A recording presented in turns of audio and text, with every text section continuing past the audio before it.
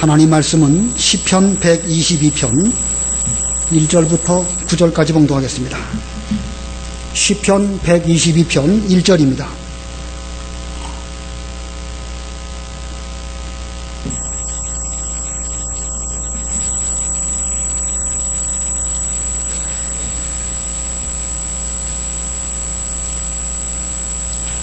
사람들이 나에게 여호와의 집에 올라가자 말할 때에 내가 기뻐하였다. 예루살렘아, 우리 발이 내 성문 안에 서 있다. 예루살렘은 잘 짜여진 성같이 건설되었다. 지파들, 곧 여호와의 지파들이 여호와의 이름에 감사하려고 이스라엘의 증거들을 따라 그곳으로 올라간다. 그곳에 판결의 보좌들을 두었으니 곧 다윗집 보좌들이로구나. 예루살렘의 평화를 위하여 간구하여라. 예루살렘을 사랑하는 자는 형통할 것이다. 내 성 안에 평강이 있고 내 궁중에는 번영이 있을 것이다. 내 형제들과 친구들을 위하여 이제 내가 말하기를 너희 중에 평강이 있을 것이다 하였다. 여호와 우리 하나님의 집을 위하여 나는 너의 행복을 기원할 것이다. 오늘 본문의 말씀은 다윗의 시입니다. 그리고 본문을 보면 예루살렘이라는 단어가 3번 나오고 또 예루살렘을 가르치는 그곳이라는 표현도 상당히 많이 나오고 또 그 예루살렘을 가르쳐서 여호와의 집 또는 하나님의 집이라는 표현을 쓰고 있습니다. 다윗이 예루살렘을 얼마나 사랑하는 가운데 이와 같은 시를 기록하였는가라는 것을 본문에서 우리가 발견할 수 있는데, 그래서 오늘 제목은 다윗의 예루살렘 사랑, 다윗의 예루살렘 사랑입니다. 오늘 여기 표제어에 보면 올라가는 노래 이렇게 되어 있습니다. 올라가는 노래.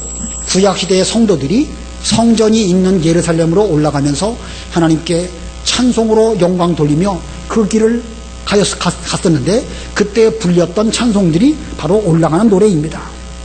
예루살렘은 산 꼭대기에 있는 도시로서 그 가나안 땅 멀리 있는 성도들이 거기까지 와서 산에 올라가는 이 일은 쉽지 않았지만 그러나 그들은 그 길을 기쁨으로 갈 때에 이와 같은 찬송을 불렀던 것입니다.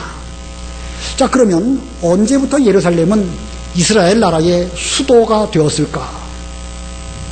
그 여호수아 10장에 보면 여호수아가 이끄는 이스라엘 백성들이 그 예루살렘 왕 아도니 세덱이 그 구성한 5 왕들과 더불어 전쟁을 하게 됩니다.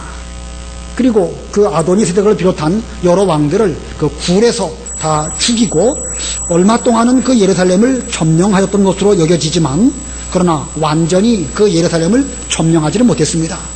여호수아 때로부터 400년이 지나서 다윗 왕이 될 때까지 그 예루살렘 성은 이스라엘이 온전히 점령하지 못했습니다. 그러다가 이제 사울이 죽고 다윗이 왕이 되었습니다. 그 다윗은 처음부터 이스라엘의 12지파를 다스린 것은 아니고 처음 7년 반 동안 헤브론에서 남쪽의 유다 지파와 베냐민 지파를 다스렸습니다. 그리고 이제 7년 반이 되었을 때에 북쪽 10지파의 장로들이 다윗에게 나와서 언약을 체결하고 다윗을 이스라엘의 온전한 왕으로 그들이 그에게 기름을 붓고 왕을 삼게 됩니다.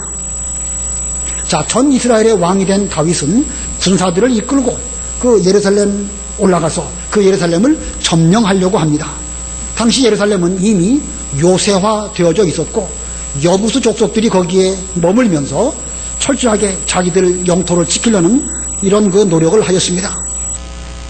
여부수 사람들은 자기네 그 예루살렘이 상당히 요새화 되어져 있었기 때문에 자신만만했습니다. 다윗이 군사들을 이끌고 예루살렘으로 치러 올라온다 한 말을 듣고 그들은 말하기를 다윗이 아무리 군사들을 이끌고 온다고 해도 우리 쪽에 소경이나 쩔뚝발이가 나가서 싸우기만 해도 능히 무찌를 수 있다, 이렇게 큰 소리를 쳤습니다.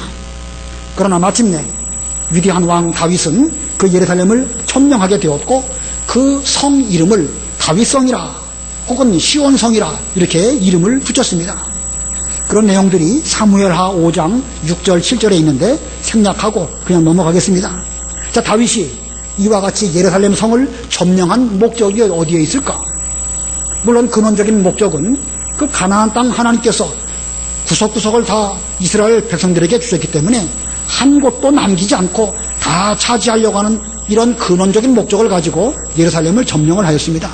그러나 좀 더 현실적인 면으로 놓고 볼 때에 당시 예루살렘은 어느 지파도 점령하지 못한 그런 지역이었고, 그 가나안 땅 지역 가운데서 가장 높은 위치에 있고 이스라엘을 통치하기에 가장 적합한 장소였기 때문에 그는 예루살렘을 점령하고 예루살렘을 도읍지로 정한 뒤에 12지파를 다스리는 이런 수도로 거기를 정하였습니다.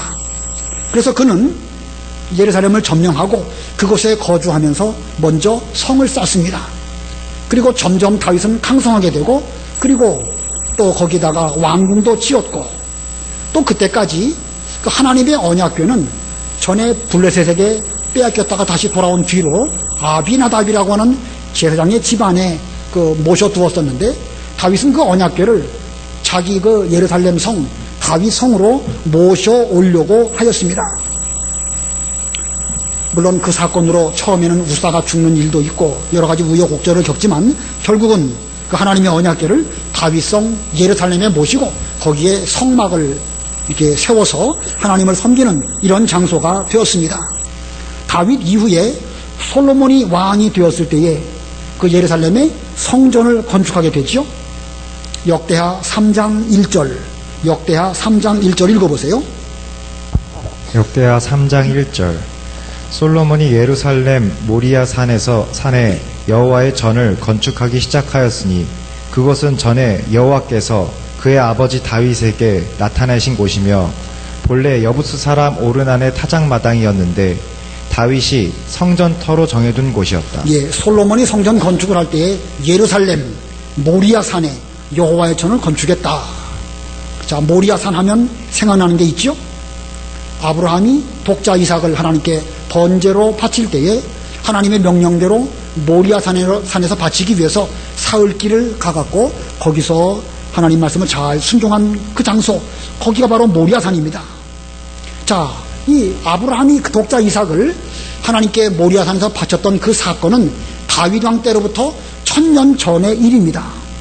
그리고 보면 이 예루살렘은 다윗 왕이 이스라엘의 수도로 정해졌지만 거기에 솔로몬 성전이 세워졌지만 그보다 훨씬 이전부터 하나님께 귀하게 사용되어졌던 제사의 장소였습니다.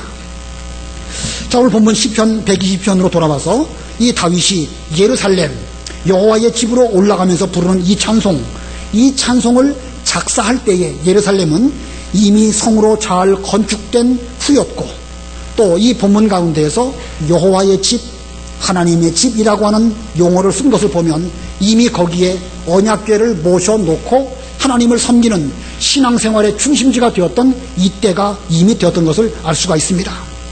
이 구약시대의 성도들은 이 예루살렘을 모리아산, 예루살렘, 다윗성, 시온성 등등으로 불렀고, 성전이 그곳에 있으므로 여호와의 집, 하나님의 집 또는 거룩한 성이라고 불렸습니다. 다시 말하면 구약시대의 성도들의 신앙생활의 중심지가 바로 이 예루살렘입니다. 자, 그러나 다윗이 이 본문의 말씀을 기록할 당시에 단순히 지역적인 예루살렘, 눈에 보이는 성막이나 성전, 이것을 단순히 생각하면서 이렇게 성령의 감동으로 말씀을 기록한 것은 아닐 것입니다. 이 시에 나오는 예루살렘, 이 시에 나오는 여호와의 집은 성전을 궁극적으로 가르치는 것이고 오늘날 우리에게는 교회를 가리키는 것입니다. 저와 여러분에게는 바로 이 자리가 우리에게 주어진 예루살렘이고 바로 이 장소가 하나님의 교회입니다.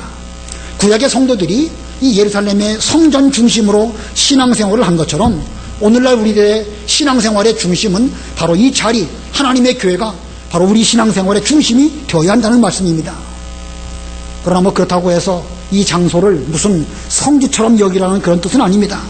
신앙과 생활의 중심지는 반드시 이 교회가 되어야 한다는 뜻입니다. 그래서 오늘 본문에서 다윗이 예루살렘을 사랑한 그 내용을 잘 배워서 오늘날 우리들에게 주신 이 교회를 사랑하되 다윗처럼 사랑하고 이 교회를 중심으로 우리가 신앙생활을 잘하는 그런 여러분들이 되어야 되겠습니다. 자, 다윗이 예루살렘을 사랑했는데 다윗이 어떻게 예루살렘을 사랑하였는가? 다윗이 예루살렘을 사랑한 내용 본문에서 두 가지를 전하도록 하겠습니다. 두 가지 가운데 첫 번째는 여호와의 집에 올라감. 여호와의 집에 올라감. 사랑한다고 하면서 하나님의 집에 올라가지 않은 사람은 그 사랑은 가짜입니다. 하나님을 사랑하는 사람이라고 한다면 반드시 여호와의 집에 올라가야 할 것인데, 구약시대의 성도들이 그 산꼭대기에 있는 예루살렘에 힘을 다해 올라간 것처럼 오늘날 우리들은 하나님의 집, 교회에 힘을 다해서 올라오는 것을 본문을 통해서 우리가 배워야겠습니다. 1절부터 3절 읽어보세요.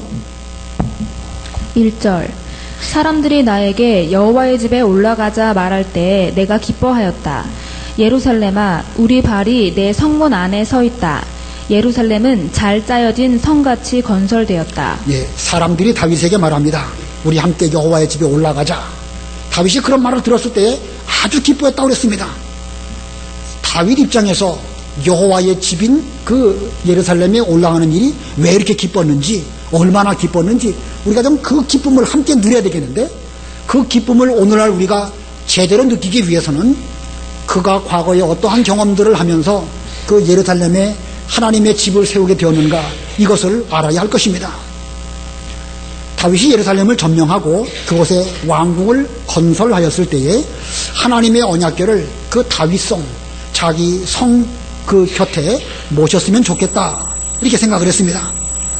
당시 하나님의 언약궤는 블레셋에게 빼앗겼다가 아비나답의 집에 모셔두었는데, 역사적으로 보면 거의 한 7, 80년 가까이 그 아비나답의 집에 하나님의 언약궤를 모셔놓고 있었습니다. 자, 이스라엘 백성들은 그 언약궤를 모셔오기 위해서 소가 끄는 새 수레에 언약궤를 싣고, 그리고 하나님의 언약궤를 이 다윗성으로 모셔오려고 하다가 소가 날뛰니까 그 당시에 아비나답의 아들 우사라고 하는 제사장이 자기 손으로 그 언약궤를 붙잡다가 하나님께서 그를 치심으로 그는 그 자리에서 죽고 맙니다. 하나님의 언약궤를 모셔오는 일이 참으로 기쁘고 즐거운 일이었지만 다윗은 그 사건을 겪은 뒤로 두려운 마음이 들어왔습니다. 그래서 그 두려운 마음 때문에 하나님의 언약궤를 모셔오지 못하고 오벳 에돔이라고 하는 사람의 집으로 그 언약궤를 모셔가게 됩니다. 오벳 에돔의 집에 하나님의 언약궤를 모셔두고 그 오벳 에돔은 석 달 동안 하나님을 잘 섬겼는데 하나님께서 그에게 얼마나 많은 복을 주셨는지 소문이 나가지고 그 소문이 다윗의 귀에까지 들리게 되었습니다.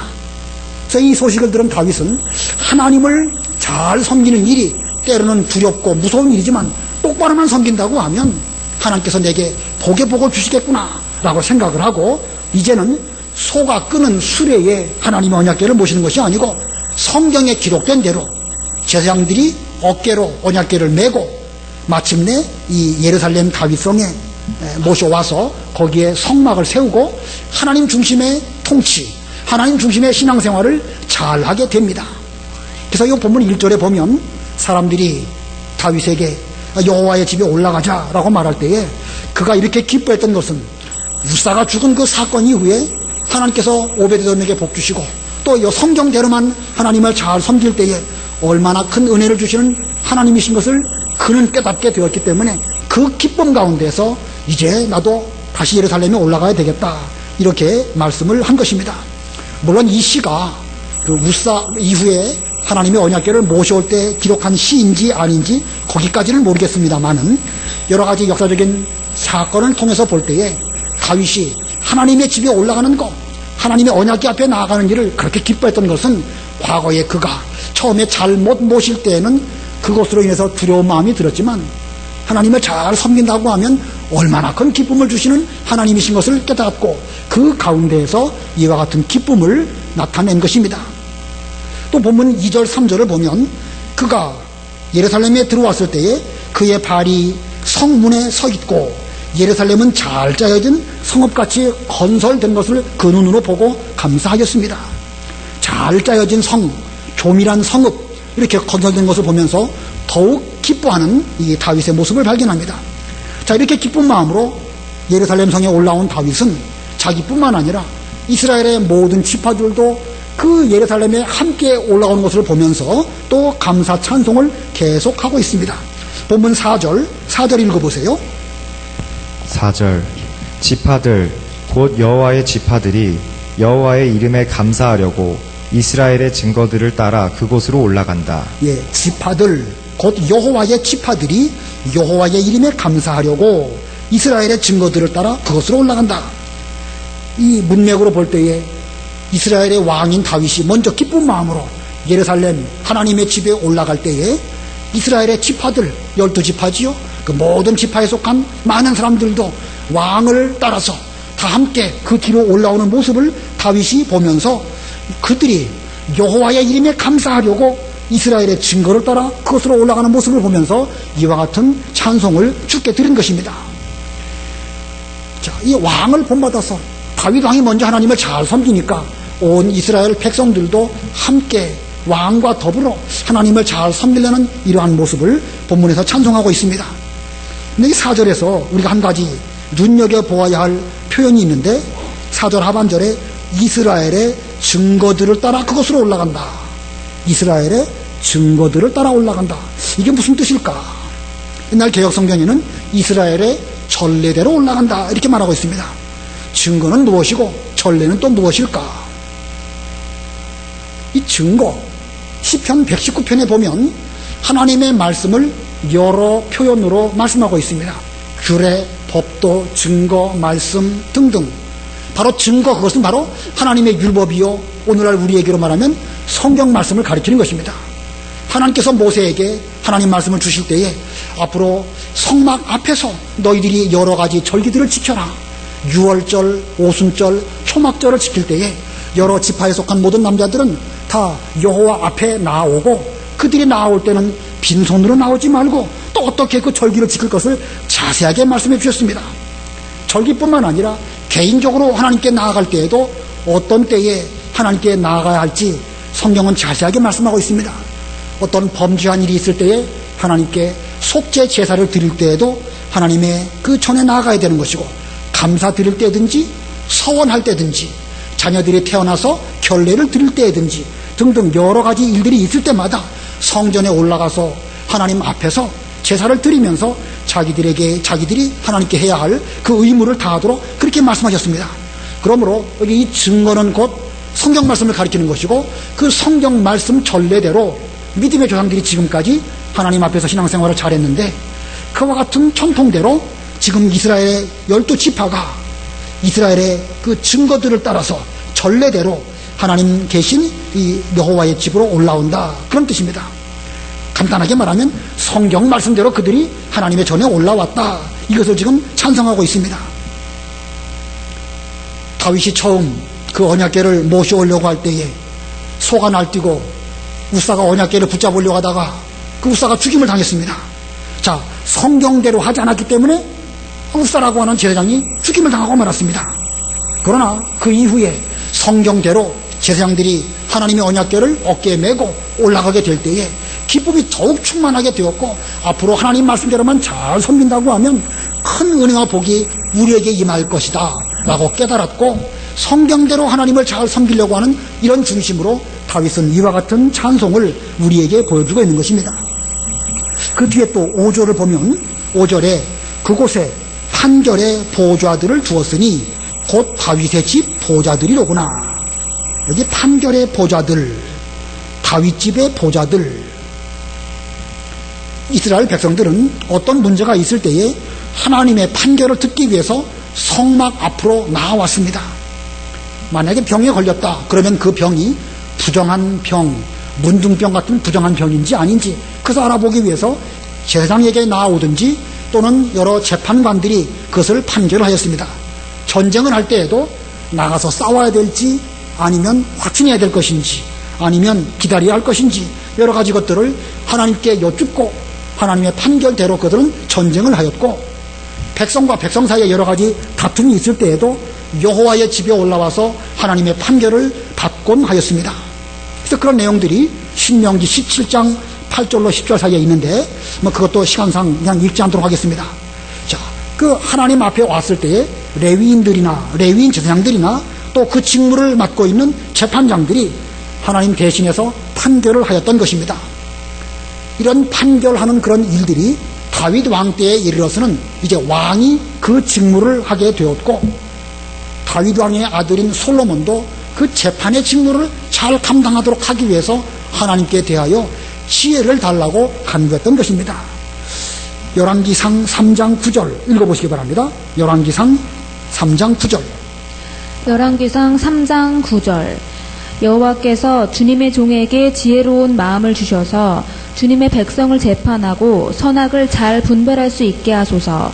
누가 이렇게 많은 주님의 백성을 재판할 수 있겠습니까? 여기 재판이라는 말이 두 번 나오죠. 주님의 백성을 재판하고 또 그 뒤에도 누가 이렇게 많은 주님의 백성을 재판할 수 있겠습니까? 이 솔로몬이 지금 하나님 백성인 이스라엘들의 여러 가지 문제들을 재판하는 위치에 있는데 자기의 힘만으로는 하나님의 지혜를 따라서 저들을 올바로 재판할 그런 자격이 없사오니 종에게 지혜를 주셔서 이 사명을 잘 감당하게 해주십시오. 이렇게 간구를 드렸고 그의 간구가 하나님 뜻에 합당하기 때문에 하나님께서는 그에게 전무후무한 그런 지혜를 주셨던 것입니다. 자, 그러므로 여기 재판자리 다윗의 보좌 이것은 단순한 인간의 재판을 말하는 것이 아니고 하나님의 뜻에 맞도록 올바른 재판을 말하는 것이요, 궁극적으로는 하나님께서 재판하시는 이 일을 다윗이 이렇게 본문 5절에서 찬송하고 있는 것입니다.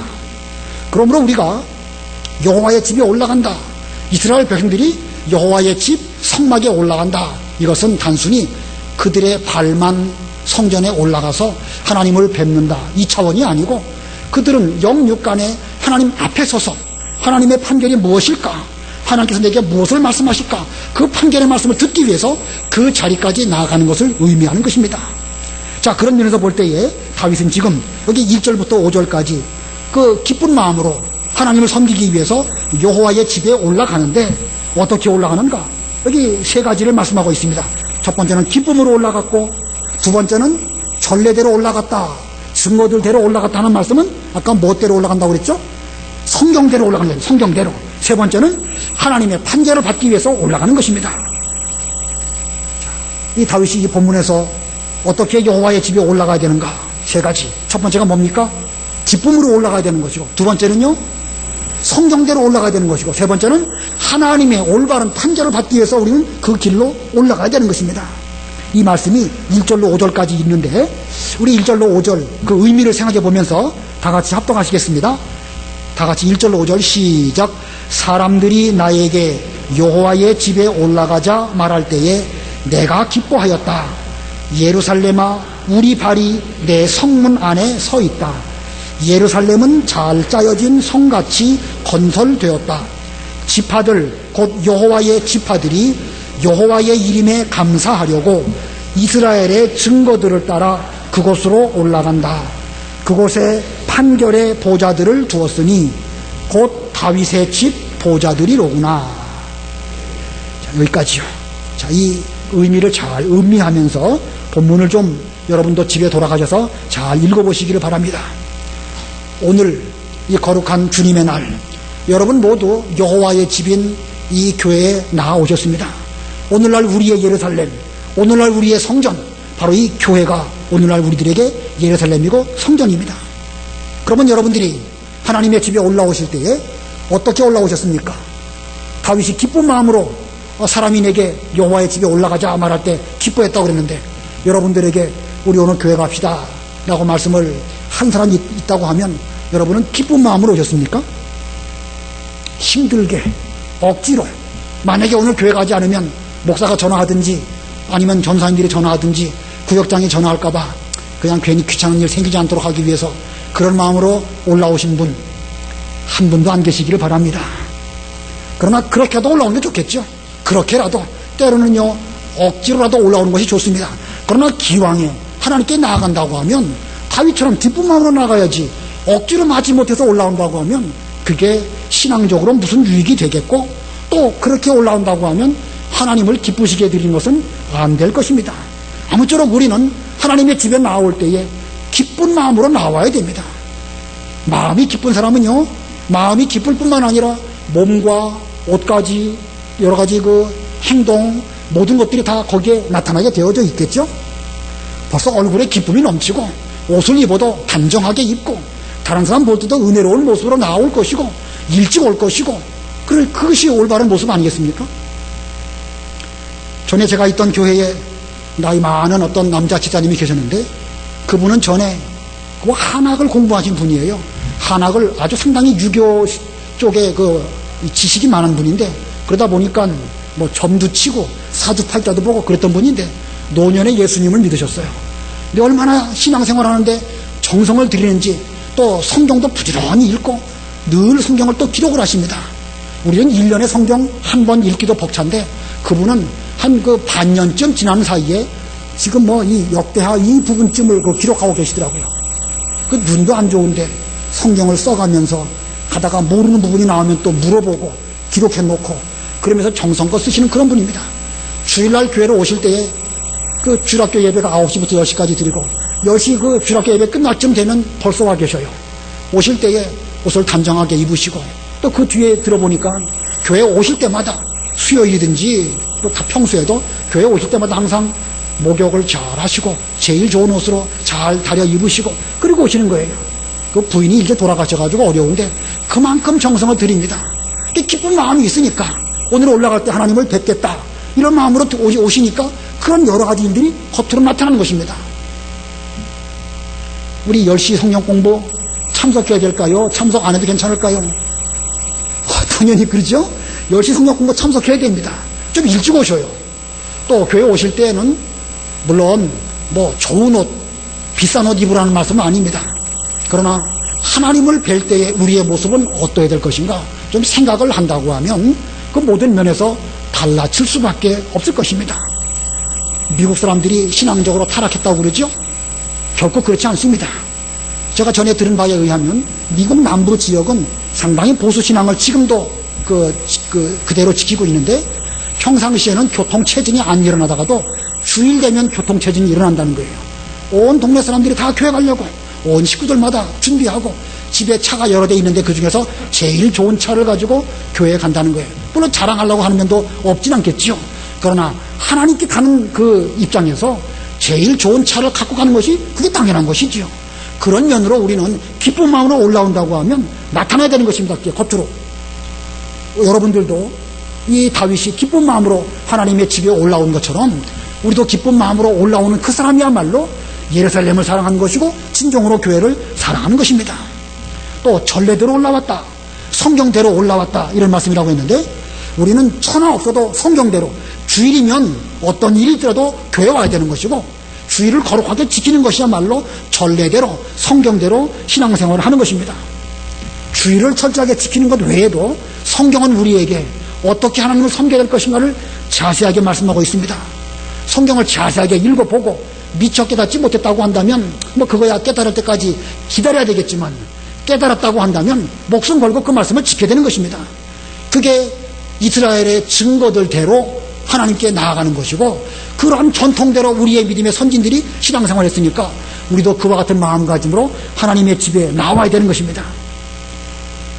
이스라엘 백성들이 구약시대에 성막 중심으로 광야 생활을 했죠. 성막을 중심으로 진을 치기도 하고 성막을 중심으로 광야길을 가기도 했습니다. 그들은 예루살렘에 성막을 세워놓고 거기에 어떤 죄 문제가 있을 때에도 하나님께 나아갔고 또 자녀들을 양육할 때에도 거기서 결례를 행하고 여러 가지 신앙교육도 잘 시켰고 등등의 일들을 했습니다. 그와 같이 오늘날 우리에게는 하나님의 교회가 우리의 생활의 중심입니다. 단순히 신앙생활의 중심만이 아니라 우리 인생의 중심이고 우리 모든 생활의 중심입니다. 출생을 했을 때에도 하나님께 감사해야 될 것이고 자녀 교육도 먼저 신앙교육을 통해서 어렸을 때부터 하나님을 알도록 길러야 되는 것이고 결혼을 할 때에도 가능하면 교회 사는 것이고 병들어도 건강해도 하나님의 교회를 중심으로 신앙생활 잘하는 것이 그게 올바른 것입니다. 심지어 죽는 것도요. 예배 잘 드리고 주일날 천당 가면 좋겠다. 전에 우리 교회에 그런 분이 계셨었죠. 뭐 누구라고 말씀 안 해도 다 아실 것입니다. 죽어도 교회에서 죽으면 좋겠다. 그런 선한 소원을 갖고 계셨는데 예배 잘 드리고 내려가다가 그냥 계단에서 쓰러지셔가지고 바로 그 자리에서 천당 가셨습니다. 참 가장 복된 죽음이 아닐까 생각하는데 죽는 것도 우리가 그렇게 교회를 중심으로 죽는다고 하면 이게 참 얼마나 좋을까. 물론 그렇다고 해서 하나님의 영광을 가리는 그런 것을 말한 건 아닙니다. 아름답게 예배를 잘 드리고 그리고 주께 데려가심을 입는다고 하면 본인에게도 영광이고 주변의 모든 성도들에게도 머릿속에 기억에 남는 그런 아름다운 모습으로 남게 될 것입니다. 이것이 오늘날 이 전례대로 성경대로 신앙생활하는 성도들의 모습입니다. 아까 세 번째는 또 뭐라고 그랬죠? 하나님의 판결의 자리까지 올라가야 한다. 우리 교회 오실 때에 여러 가지 무거운 문제들을 가지고 주 앞에 나와왔습니다. 죄 문제가 있기도 하고 자녀 문제가 있기도 하고 먹고 사는 문제도 다 있는데 이 모든 문제들을 하나님 앞에 가지고 나와서 하나님 아버지 이 문제를 어떻게 판결해 주시겠습니까? 하나님의 판결대로 순종하고자 합니다. 그러면 주께서 우리에게 말씀을 통해서 일깨워 주시고 책망할 것은 책망해 주시고 또 칭찬할 것은 칭찬해 주실 것입니다. 죄 문제라고 한다면 하나님의 책망을 받고 회개하고 그것을 오늘 교회에서 다 내려놓는다고 하면 우리는 돌아갈 때 기쁜 마음으로 가벼운 발걸음으로 돌아갈 것입니다. 그것이 다윗 보좌, 판결의 보좌 앞에 나아가는 것입니다. 그와 같은 하나님의 판결을 받고 앞으로 또한 한 주간이나 인생을 살아갈 때에 하나님 판결 앞에서 의롭다고 인정받은 사람은 누가 뭐라고 한다 한들 거기에 영향받지 않을 것입니다. 끝까지 진리대로 걸어가면서 세상이 우리를 다 못되게 할지라도 하나님 앞에서 나는 믿음의 길을 걸어갑니다 라고 하면서 끝까지 그 길을 잘 걸어갈 것입니다. 그러므로 우리는 하나님의 집 이 교회에 나올 때마다 그냥 몸만 나오시지 말고 내가 반드시 하나님 앞에 서야 한다. 하나님의 판결의 음성을 듣고 그 음성대로 이제 앞으로 우리는 걸어가야 할 길을 바로 걸어가고 멈춰야 할 것을 멈추는 이런 우리들이 되어야 될 것입니다. 이 다윗이 예루살렘을 사랑하여 여호와의 집에 올라간 것처럼 여러분들도 그렇게 하나님의 교회에 늘 올라오시는 여러분들이 다 되시기를 바랍니다. 그 다음에 크게 두 번째로 여기 6절부터 9절까지는 예루살렘의 평화를 간구함. 다윗이 얼마나 예루살렘을 사랑하였는가. 그 사랑한 두 번째 모습이 예루살렘의 평화를 간구한 것입니다. 예루살렘의 이름의 뜻은 평강의 도시라는 뜻입니다. 평강의 도시 예루살렘. 그러나 역사적으로 볼 때에 그 예루살렘에 평강이 있었는가? 다윗 왕 때나 솔로몬 왕 때에 어느 정도 평강이 있었습니다. 그러나 늘 여러 가지 문제를 안고 있었던 것이 바로 이 예루살렘의 문제인 것입니다. 예수님께서 탄생하셨을 때에도 예루살렘이 소동하였죠. 그리고 그 예루살렘에서부터 아기 예수님을 죽이려고 하는 여러 가지 음모들이 나타나게 되었습니다. 결국은 예수님을 십자가에 못 박아 죽인 장소가 어디입니까? 바로 예루살렘입니다. 그래서 예수님께서도 예루살렘을 놓고 우시면서 말씀하셨죠. 예루살렘아 예루살렘아 선지자들을 죽이고 내게 파송된 자들을 돌로 치는 자여 암탈기 병아리를 모음같이 내가 너희들을 모은 적이 얼마나 많은가. 이렇게 하시면서 그 예루살렘을 예수님은 안타까운 마음으로 이렇게 말씀하셨습니다. 예수님께서 부활하시고 승천하신 이후 주 70년에 이제 예루살렘은 완전히 로마에 의해서 함락당하게 되고 그 이후에 예루살렘은 유대교, 이슬람교, 천주교, 개신교 각각의 성지가 되었지만 그 예루살렘을 차지하기 위한 그 전쟁이 2000년 내내 지금까지도 이어지고 있고 오늘날은 팔레스타인이 블레셋입니다. 그 블레셋과 유대인들 사이의 전쟁이 끊임없이 계속되고 있는 것입니다. 그리고 보면 평강의 도시라고 불려지는 예루살렘에 평강이 없습니다. 평강이 없기 때문에 그 가운데 평강이 있기를 다윗은 기도를 하였던 것입니다. 그러나 본문의 내용은 무슨 지역적인 예루살렘, 저 유럽 중동 지역에 있는 예루살렘의 평강, 그것을 말하는 것이 아니고 예수님을 중심으로 하나님을 섬기는 교회를 위해서 평안을 구하라는 뜻으로 다윗이 이렇게 시를 기록을 한 것입니다.